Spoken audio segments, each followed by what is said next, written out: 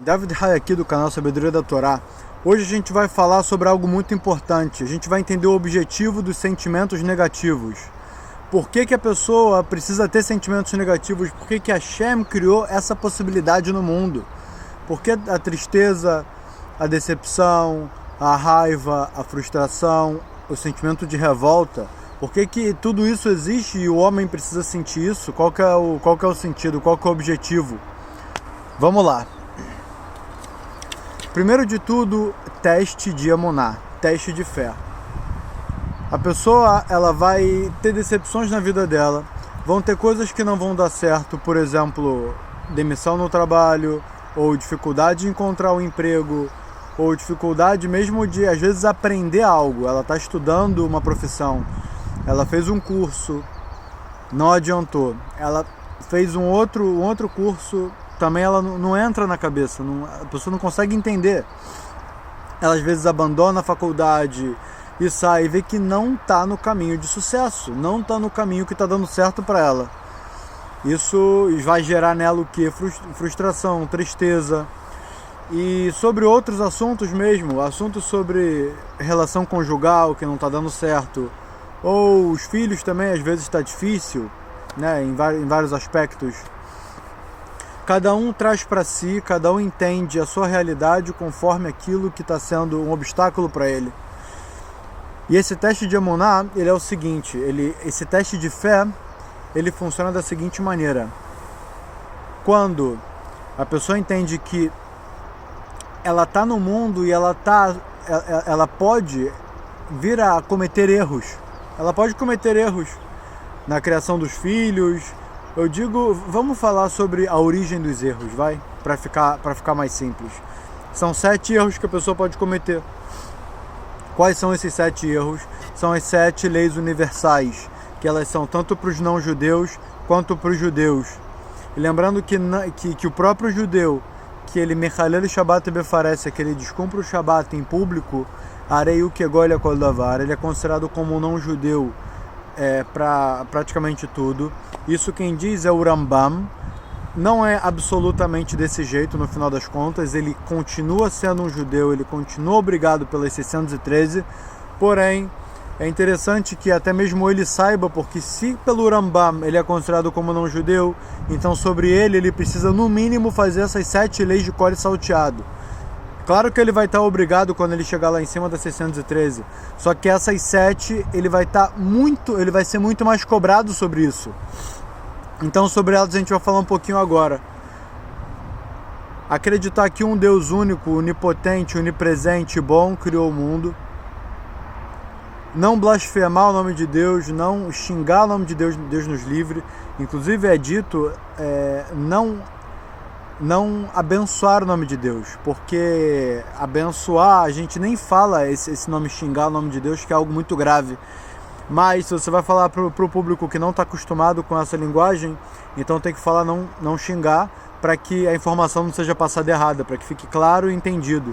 Mas se você escutar em algum outro estudo de Torá, Brikat Hashem significa literalmente abençoar o nome de Deus, só que explicado é amaldiçoar o nome de Deus. Não assassinar, porque matar é permitido. Se vê alguém te matar, se vê alguém te matar, você tem permissão de matar essa pessoa.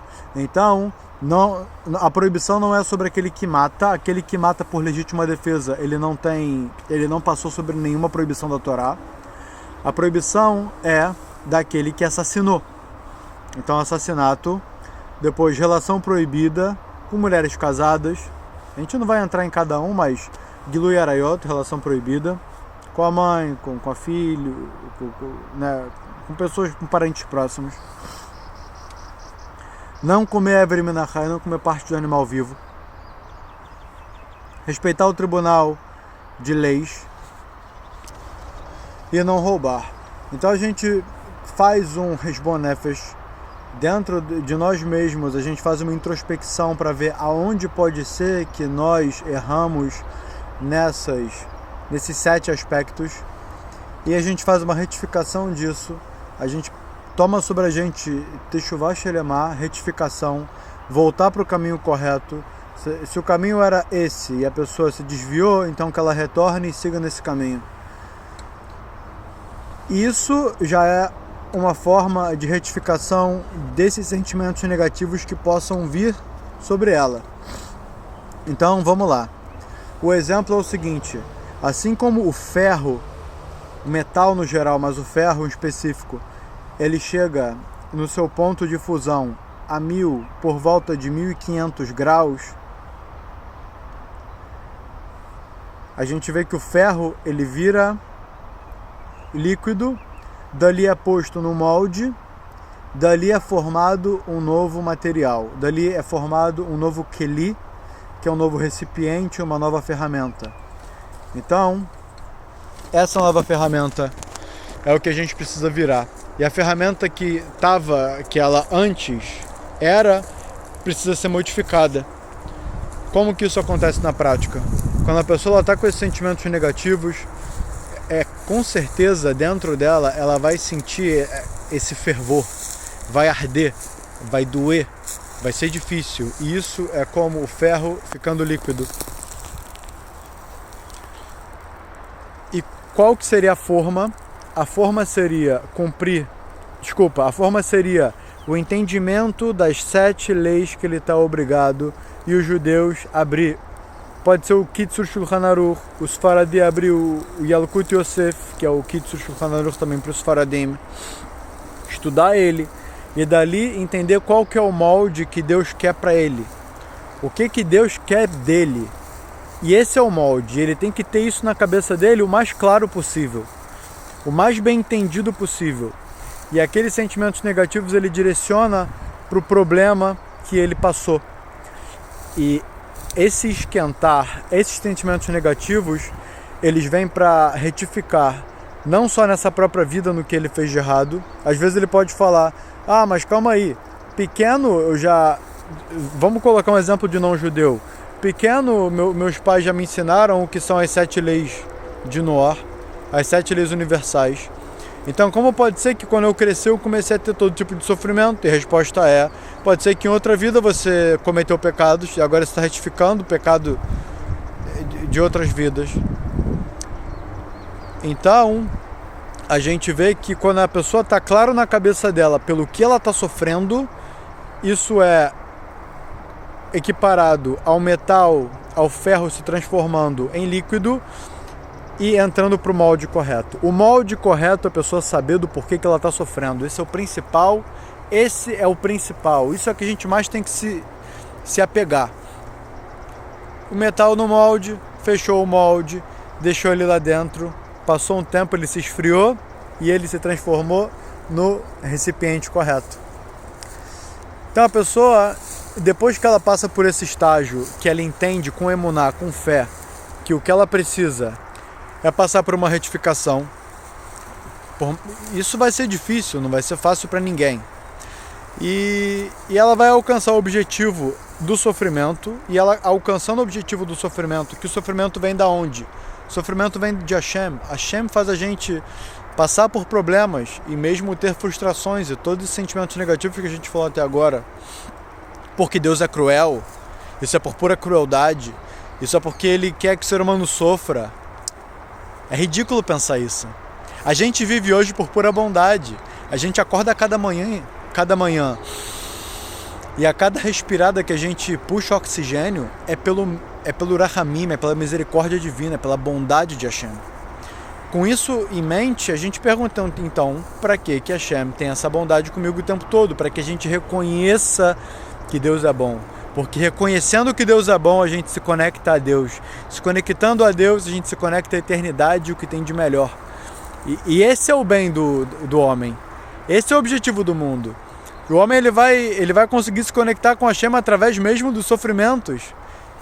Até porque é feita uma pergunta na Guimará, aonde é preferível, no Talmud, aonde é preferível que o homem esteja? O rei Salomão respondeu, aonde é preferível que o homem esteja? No enterro de alguém ou numa festa de casamento. A gente sabe que tem 2 mitzvot. Uma delas é alegrar o Hatan ou a Kalá, alegrar o noivo ou a noiva que estão se casando. E a segunda é fazer o acompanhamento do morto, que é levaiá, que é você acompanhar o morto. Então entre essas duas mitzvot, entre esses dois mandamentos positivos para os judeus, o mais importante é acompanhar o morto. Porque quando você vê que o outro morreu, você começa a ter uma noção de verdade do mundo muito mais forte. A pessoa ela para a vida dela e ela entra em reflexão profunda. Que ela fala, olha, em algum momento, qualquer momento eu posso sair do mundo. E eu vou sair como? Sujo, Deus nos livre? Nunca. Eu quero sair limpo. Limpo de transgressões, limpo de averot. E só com mitzvot. Eu não quero ter nenhuma transgressão, eu quero ter só cumprimento da vontade de Deus, sem nenhum intercessor, sem nada que interrompa, que seja um hatzatz, né? Algo que venha interceder. Nada. Eu quero só conexão pura e inocente com Deus. Com isso dito, a gente vai para um próximo passo. Por que a pessoa sente esses sentimentos negativos e ela sente isso por causa da vontade de Deus? Como assim? Vamos explicar. Vamos dizer que ela tem um filho, que ela percebeu que o filho saiu do caminho da Torá. Olha, ela quer que o filho siga a vontade de Deus. E por força maior, por mais que ela tenha se esforçado ao máximo que ela pôde para que o filho ficasse no caminho correto, mesmo assim, influências externas foram mais fortes do que isso, influenciaram ele para se afastar. Então a gente vê aqui que o sentimento negativo, ele veio por conta justo da vontade de Deus não estar sendo cumprida no mundo. Ou ele vê outros na comunidade dele descumprindo a vontade de Deus, que ele gostaria que eles cumprissem. Então aqui temos algo positivo, que a pessoa que o sentimento negativo dela está conectado com a vontade divina. Assim como Deus, Hashem, ele também passa por tristeza, ele também mitztaer. Onde a gente aprende disso? Que na época da saída do Egito, quando Moshe subiu lá para o Shamayim para receber a Torá, o que ele viu? Uma grande pedra de safira do lado do trono da glória. E essa pedra representava o povo de Israel, que no Egito eles pegavam os blocos e colocavam bloco sobre bloco para construir pirâmides, para construir o que o faraó pedia. Então assim também Deus, ele chorava. Obviamente são expressões para a gente entender, né? Não literalmente Deus chora, Deus não tem uma forma humana, nem expressões humanas, mas a Torá, desse jeito, ela explica para que nós, seres humanos limitados, possamos entender o que significa a conduta correta divina, para que nós possamos também implementar nas nossas vidas.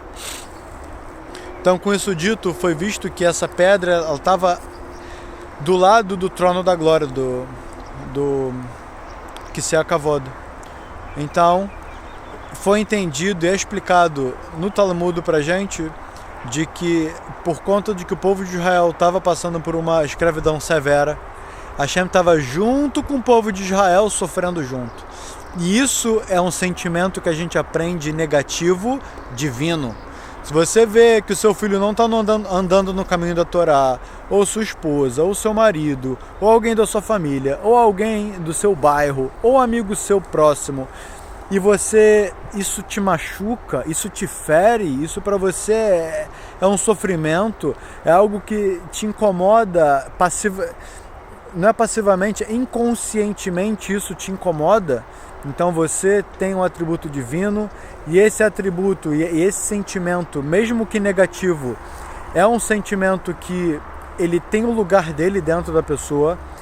Até mesmo a gente sabe que no Birkat Hamazon a gente fala, né, que depois da gente fazer uma refeição de Shabbat, a gente deve lembrar da destruição do templo, que a gente vai lembrar do Hurban, a gente lembra Hurban Beitecha Gadol Hakadosh Lo Shachachnu Al Tishkachenu Lanetzach Vel Tiznatenu Laad. A gente fala que a destruição do templo a gente não se esqueceu, de que aconteceu a gente nunca mais vai se esquecer. Então é um sentimento negativo que tem que estar sempre dentro da gente pela destruição do templo, por Deus não estar morando aqui entre a gente hoje. pelas pessoas que estão afastadas do cumprimento dos mandamentos divinos, sendo judeu, sendo não judeu. Então esse tipo de sentimento negativo, ele deve ser mantido, mas sem se revoltar, sem ficar louco, sem entrar no estado de fúria e começar a quebrar tudo. Isso já tem outra coisa escrita que está escrito que Akoes Keilo Veda Vodazara. E também Akoes. Então Akoes Keilo Veda Vodazara significa aquele que se irrita como se todo. A Koes Keilo Veda Vodazara é como aquele que faz a Vodazara, como aquele que faz um ídolo, e tem um outro dito que a Koes, o que se irrita, é como aquele que Kolumenegirnom Shultimbo, era isso que eu estava tentando lembrar, por isso eu me confundi.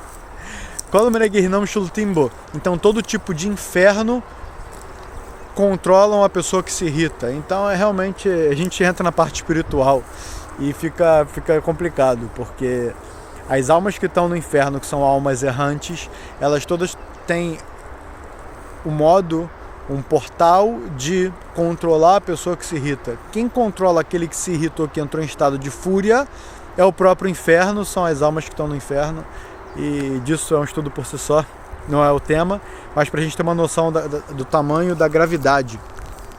E a gente sabe que aqueles que estão no inferno são aqueles que não cumprem a vontade de Deus, certo? São aqueles que estão para se retificar.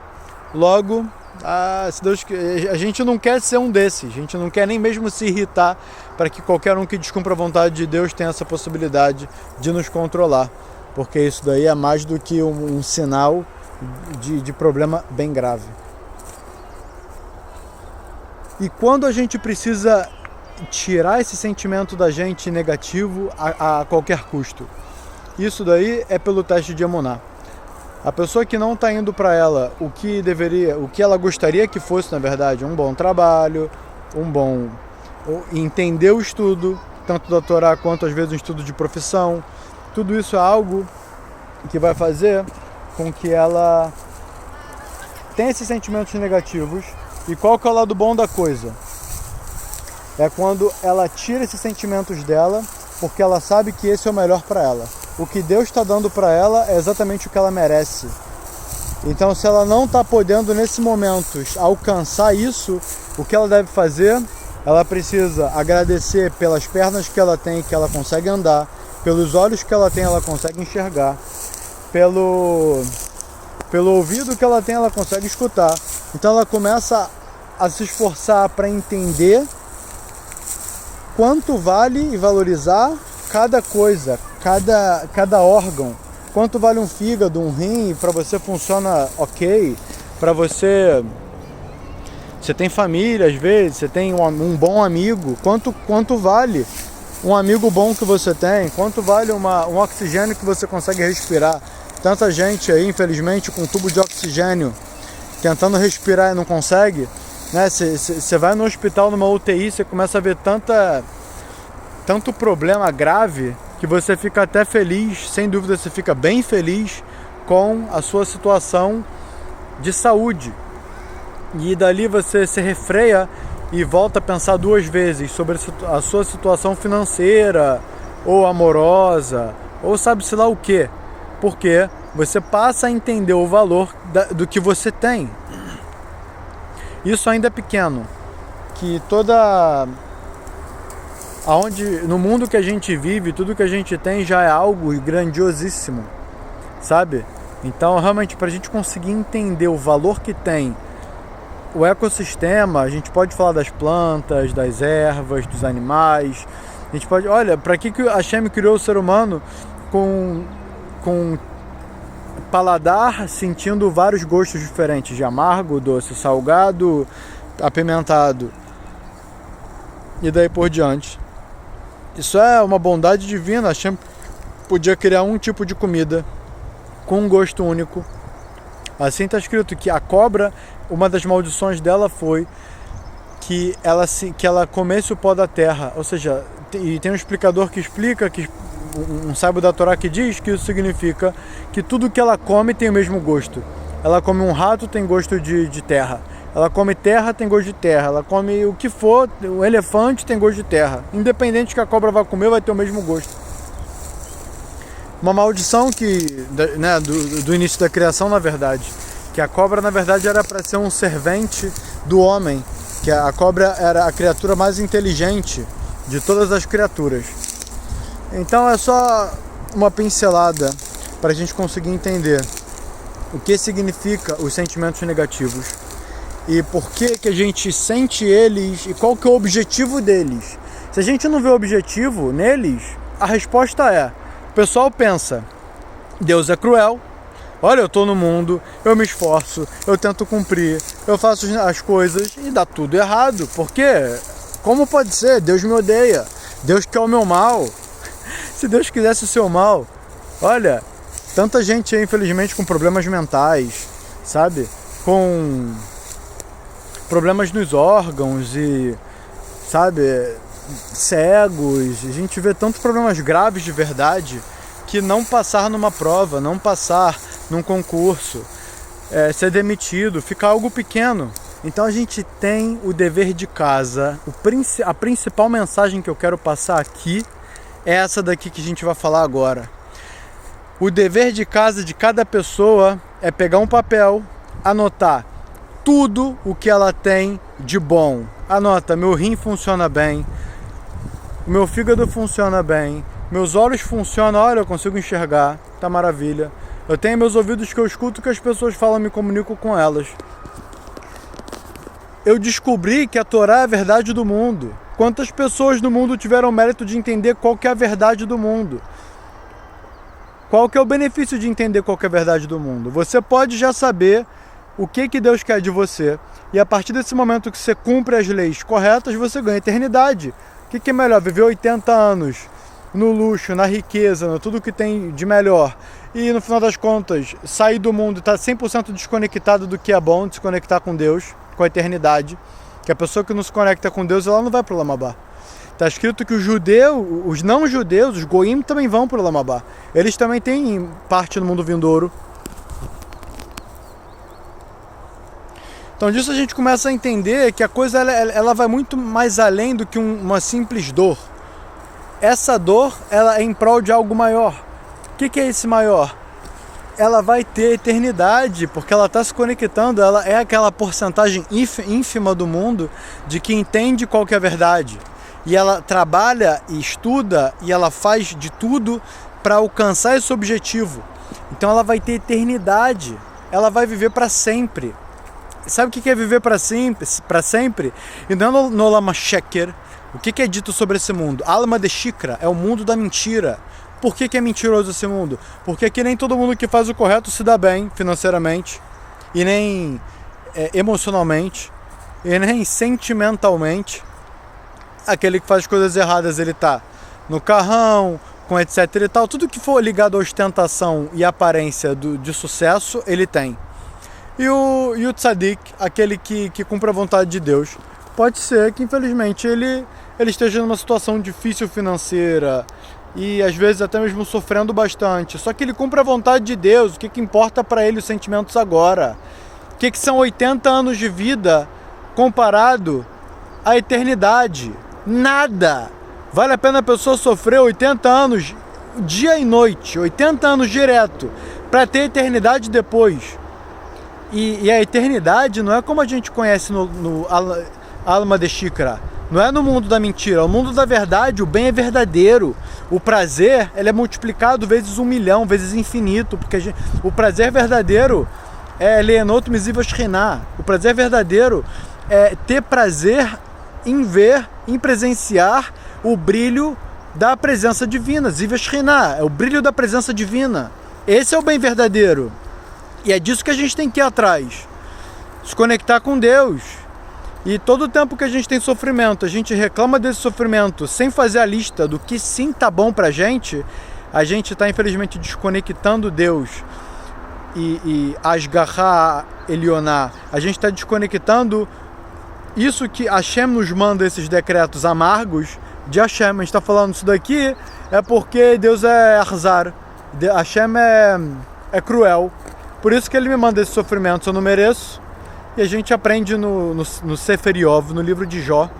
Eu gravei 3 estudos sobre isso. Obviamente o livro ele é muito mais extenso, eu gravei 3 capítulos só, mas já é suficiente para entender bastante sobre esse conceito. Para quem tiver dificuldade de entender esse conceito, entrar e assistir esse vídeo, essa série de 3 vídeos, todos os dias, dá eu acho que 45 minutos no total os 3 vídeos. Eu vou deixar link na descrição. Série, livro de Jó, para quem tiver interesse. E conseguir entender que tudo é pro bem, independente que agora esteja a situação embaçada. Não tem problema se ficar o resto da vida embaçada, porque no final das contas a gente se conectando com a verdade, mesmo aquele tzadik, tem um conceito na Mishnah, tzadik veralo, rasha vetovolo.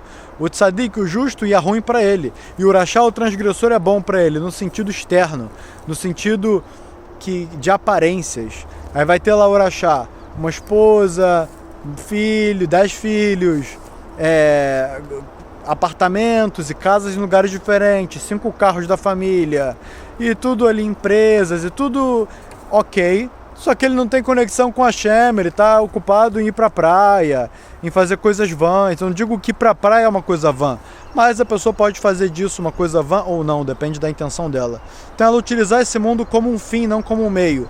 Já o tzadik, às vezes ele não conseguiu se casar há 5 anos, às vezes depois dele se casar ele não conseguiu ter filho 10 anos, e mesmo depois de ele ter filho, até ele conseguir se sustentar financeiramente ok, demorou mais 10 anos. E para ele não consegue entender o estudo, demorou mais 10 anos para ele entender o estudo. E dali para frente, ele está conectado com a verdade, mesmo que aqui nesse mundo para ele foi péssimo, foi difícil. Desde o início para ele foi bom. Por quê? Porque ele entendeu que tudo isso foi um decreto de Hashem. E não tem endavara yored min hashamayim. Não tem nada de ruim que desce dos céus. Tudo é bom. A única pergunta é, se é um decreto doce ou um decreto amargo? Então o decreto amargo dele aqui é melhor que nesse mundo a pessoa tenha um caminho longo que depois ele é curto, do que um caminho aqui curto que depois ele é longo. O caminho longo que depois ele é curto é o caminho da pessoa que se esforça, se empenha, está disposta a engolir dificuldade, problema e sentimentos negativos em prol da vontade de Hashem. E depois, na hora que ele sair do mundo, que ele for prestar contas no Olam HaEmet, no mundo da verdade, ele está limpo. Ele vai precisar consertar o quê? Coisinha ou outra só e acabou, ele está livre. Já aquele que aqui foi pelo caminho curto, que depois foi longo, assim o Talmud nos ensina, aqui para ele foi rápido. Rápido no que sentido?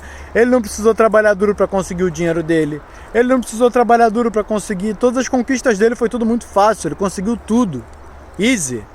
Só que depois, como ele fez tudo pela enganação, pelo roubo, enquanto ele ganhou dinheiro, ele fez com que outros sofressem. Ele roubou do pobre. Ele enganou e passou por cima de outras pessoas. Ele humilhou pessoas um dia após o outro para conseguir aquele cargo.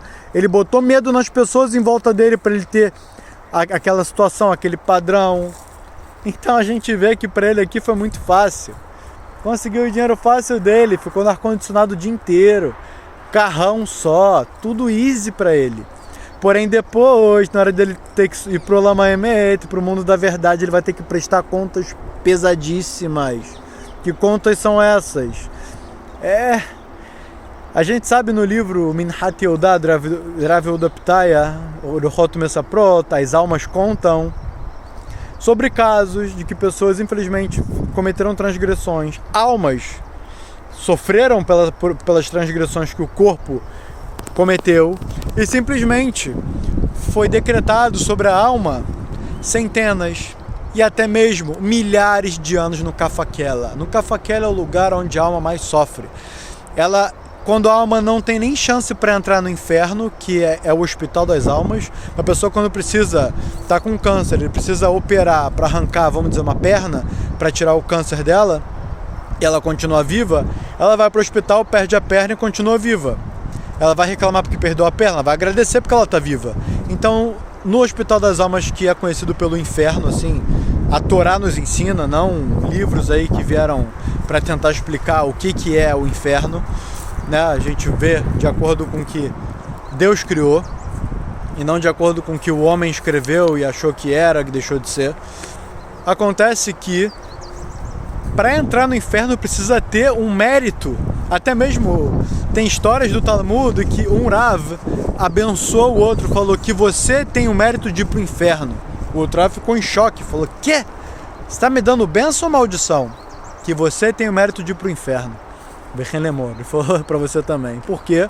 Porque ir pro inferno é algo bom, que a alma vai ficar no inferno 365 dias, né, um ano no inferno, e depois ela vai para onde? Para o mundo vindouro. E a alma que não vai para o inferno, ela não tem nem chance de ir para o mundo vindouro.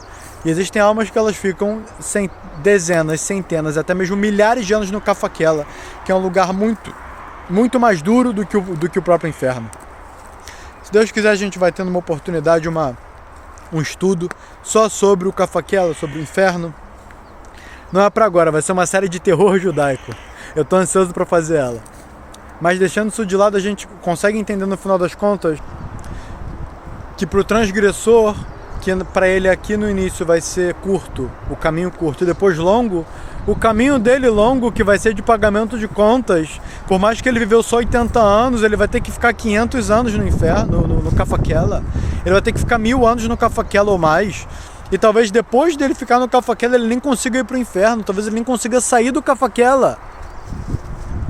A gente começa a ter concepção da gravidade da situação nesse tipo de estudo. Se Deus quiser, eu vou trazer para vocês que isso vai ser um complemento muito forte com tudo isso que eu estou falando.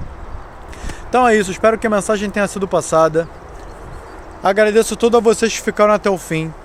Sabe, vocês que conhecem uma pessoa que esteja passando por uma situação difícil na vida, vale muito a pena compartilhar esse vídeo para essa pessoa diretamente ou indiretamente no status do WhatsApp, para que, sabe, as pessoas tenham a ferramenta correta de entender o que elas estão sentindo e não fiquem 80 anos nesse mundo sem escutar um vídeo como esse. Não só eu que compartilho esse tipo de conhecimento, mas pelo menos através de mim agora eu estou passando para vocês, estudando o Torá, aprendendo dos rabinos aqui de Israel, qual que é o direcionamento correto. Obviamente, assim como eu quero que vocês consigam consertar e direcionar os sentimentos negativos de vocês, eu também quero direcionar para mim, isso também é um estudo para mim, e é um trabalho de vida. Não é à toa que Deus dá pra gente 120 anos de vida, na média hoje em dia são 80, não é à toa que a Hashem dá pra gente tanto tempo de vida, para que a gente consiga se trabalhar e consiga fazer essa introspecção e entender verdadeiramente qual que é o objetivo de cada coisa que tem no mundo e consiga se relacionar com isso de forma a nos conectarmos com Deus. E estejam com a gente, olhem na aba playlists as séries que a gente já lançou daqui do canal, e vale muito a pena que vocês estejam conectados e estudando o Torá todos os dias, para que assim vocês consigam se conectar com a vontade de Deus e que você possa ser mais uma luz no meio dessa escuridão do mundo e consiga influenciar positivamente e conectar com Hashem, com Deus que criou o céu e a terra, outras pessoas também, da sua família, seus amigos, seus familiares. Tudo de bom, até o próximo estudo.